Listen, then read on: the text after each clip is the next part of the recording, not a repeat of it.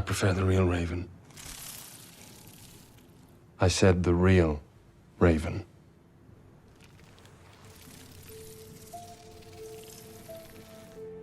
Perfection.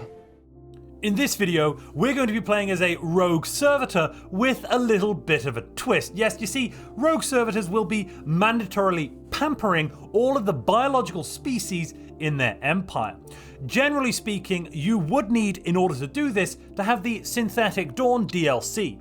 In this video, we're going to look at a way of becoming a rogue servitor without any of that Synthetic Dawn nonsense, without having to be a Gestalt consciousness, a disgusting hive mind, and instead let things play out the way that nature, dare I say it, intended.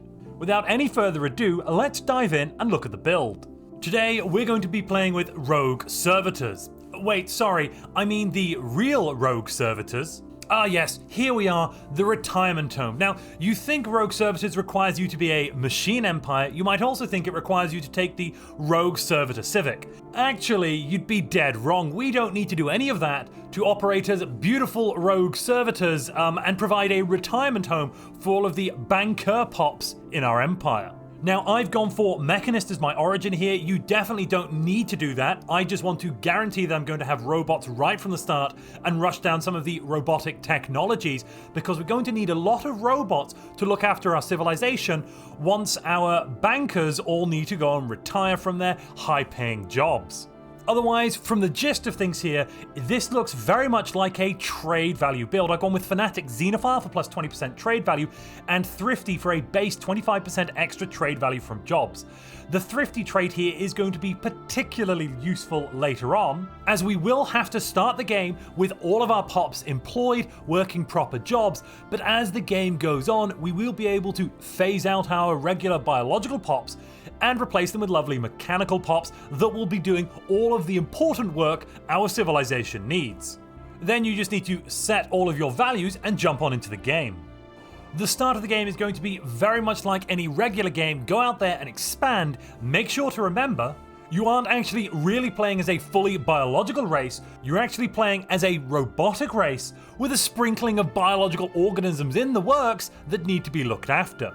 Throw your civilization behind the mercantile trait. Yes, you'll have access to this fantastic trait even though you are playing as a rogue servitor. Let's keep that on the shush, because you see, with this beautiful build, we're going to be getting access to a lot of the benefits of being a rogue servitor without a lot of the downsides. Jump on into your policies and switch over to Marketplace of Ideas for all of that juicy extra unity. Now, early on, you really don't want to worry about the habitability of the planets you colonize. Don't forget, this is just your weak and pathetic biological pops that are going to get some mandatory pampering a little later, and the bulk of our production, the bulk of our economy, is going to come from pops that have maximum habitability on every world. Yes, that's our robots. So colonize every planet you can and ignore this habitability. When you first colonize a world, it might be a little confusing. We're only getting biological pop growth here. But as a rogue servitor, we can cancel that immediately. We can sort that out by building a robot assembly plant and getting some desperately needed robot production underway. Of course, the workers working these jobs will eventually work themselves out of a job, but we'll worry about that later. For a second tradition, given how much unity we're going to have our hands on at this point, I'd probably recommend you start going down the prosperity path. But you could take anything you want, and when you come to your first ascension perk, you could also grab basically anything you want here as well. I've gone for technological ascendancy just to get down that droid's path a little bit quicker. Something like the machine template system technology will be very useful for modifying your robots and increasing the assembly time. You see, we're going to need to increase that assembly time to try and get more robots in our empire than biological pops.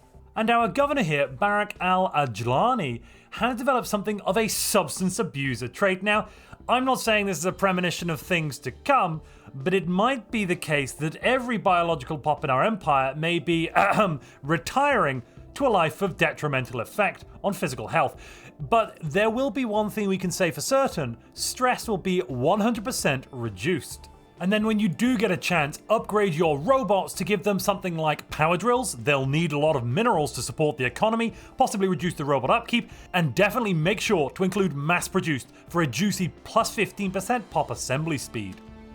Once you've finished your second tradition, by this point you might be running into something of a consumer goods issue. What we can do to deal with that is switch over from marketplace of ideas to consumer benefits. And now that our colonies are big enough, we'll probably still be generating plenty of unity from doing that. Or alternatively, if you can get a trade federation up and running, or if you decide to throw out a single system as a vassal, release the vassal, and then form a trade federation with them. Details on how to do that, I'll put a link in the description to that video. But then you'll have a fantastic trade policy and you won't need to be worrying about swapping between marketplace of ideas and consumer benefits.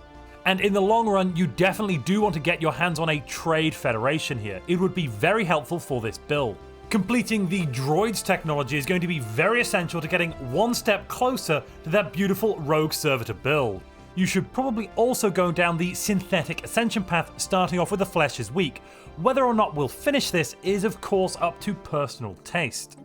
And now we get to the really important part of this, chemical bliss. You see, chemical bliss is a very interesting living standard that generally is not used. What does chemical bliss represent? Well, subdermal stimulation. Deep tissue implants are the latest innovation in the revolutionary overlapping of sensory engineering and entertainment experiences. You know what this sounds like to me, ladies and gentlemen? Mandatory pampering. Where we're going, we don't need skin to feel. And if you're enjoying this video, please drug up that like button. So the chemical bliss living standard gives us plus 40% pop happiness unless there is a consumer goods deficit. Now, you know, that sounds very, very similar to mandatory pampering. We do get minus 60% resources from jobs, which does sound rather terrible. However, if you compare that to a regular rogue servitor mandatory pampering living style, those pops cannot work anything other than the bio trophy job.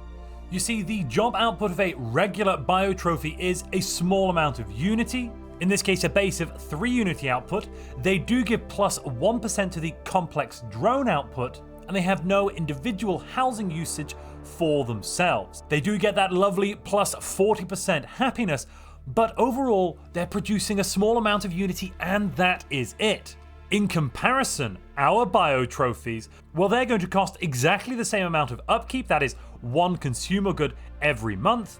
Slaves cost a little bit less if you have your persuasion on that regard, but we'll only be getting minus 60% resources from jobs, which means they can keep working.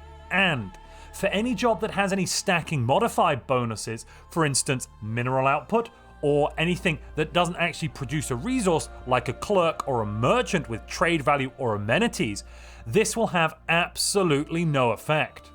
And you see, once we switch over, every single pop in our empire is going to be overwhelmingly happy with the decision you have made to let them retire.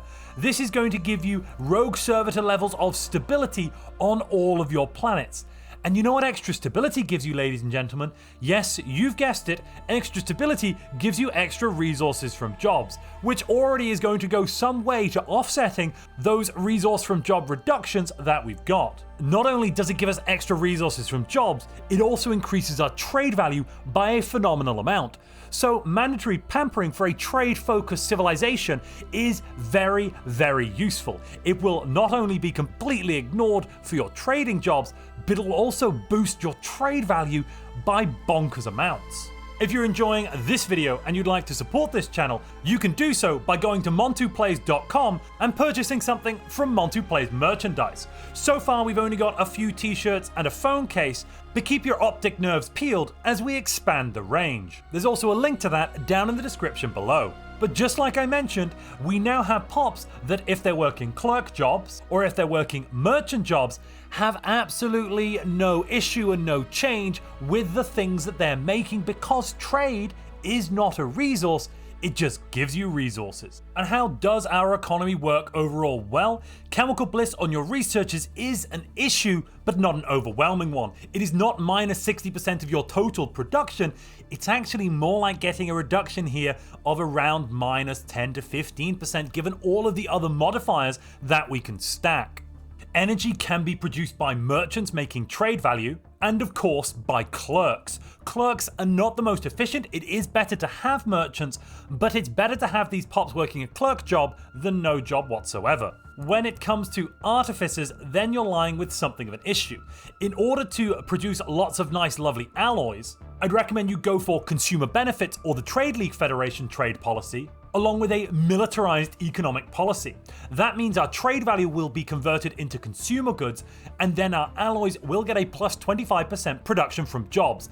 This is almost going to eliminate half of the reduction from being mandatory pampering, and of course any robots get no reduction whatsoever.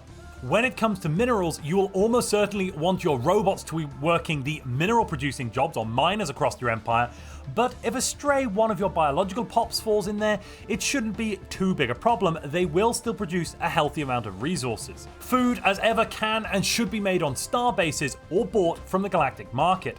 Having a couple of farming districts is fine, but generally speaking, we want to minimize the number of jobs possibly available in our empire, and therefore maximize the output of all of these mandatory pampered pops.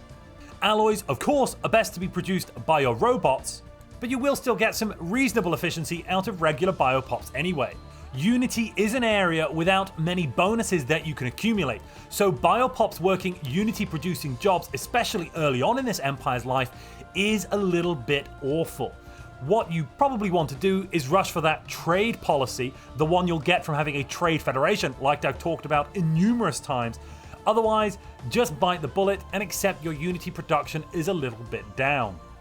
I've also been rather unfortunate in this run, or I could say rather fortunate. You see, I've spawned next to a criminal heritage, a criminal syndicate, and they've been putting criminal branch officers down on my worlds, massively increasing the crime and forcing me to employ some enforcers. Well, now that gives me the opportunity to not only expel their corporation, but seek mandatory pampering for these biological pops. But what do you think about chemical bliss? Is it really equivalent to mandatory pampering like I'm saying? Have you ever managed to use it in one of your games effectively?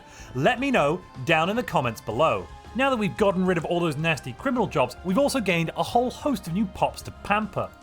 And you see, this is where the chemical bliss living standard really does come into its own, as we're getting plus 40% happiness even though they are currently resident and they are currently recently conquered.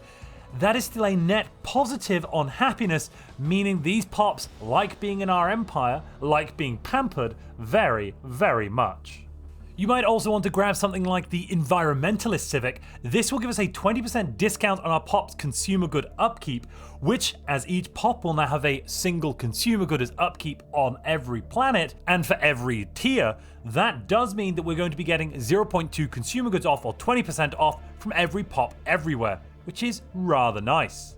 As we are fanatic xenophile, we can also combine that with the Autochthon Monument, the Heritage Site, or the Hypercoms Forum, because each of our culture workers will be reducing our pop upkeep by another 5%. When we finally get synthetics and synthetic personality matrix, you might be tempted to allow the robots to have citizen rights in your empire. I must caution against this. We don't want the filthy machines to be citizens. They are, of course, the servitors that must look after everything. You see, by keeping them as servitude, we both have massively low amenities and housing usage for these pops, as well as giving them absolutely no political power whatsoever. And that then means all of our mandatory pampered pops will be providing happiness just like a normal rogue servitor.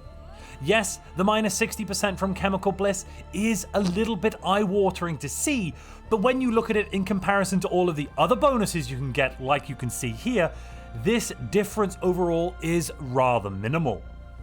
And where possible, you'll want to put your robots working the resource-producing jobs and let the other things like being an enforcer or being a merchant lie under the purview of your regular biological pops. And if you decide you're not enjoying your little rogue servitor playthrough, you could always synthetically ascend.